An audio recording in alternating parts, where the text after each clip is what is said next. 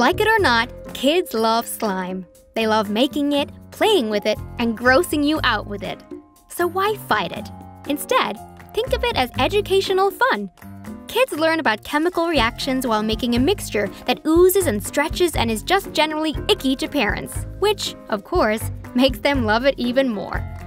Maybe it's time to get back in touch with your inner child and make some monster slime with your favorite kids, both the young and young at heart.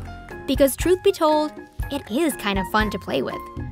Our easy-to-follow, step-by-step directions make this the ideal activity for a party, playdate, or just a rainy day.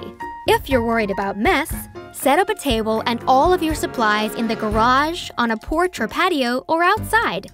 Then you can relax and enjoy the process without worrying about the slime ending up on the floor or in your carpet. If you're planning a Halloween party, this kid-approved activity definitely should be on your agenda. Different colors of glitter glue and food coloring add some variety to each person's monster slime. Even better, get real eyeballs to add to the slime. The scarier, the better.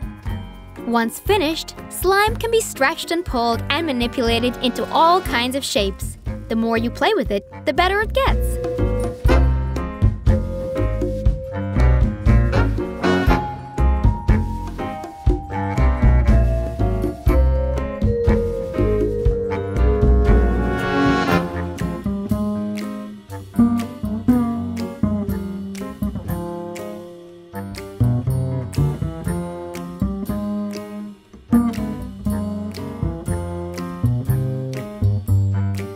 Slime can last for weeks when kept in a sealed jar or plastic baggie.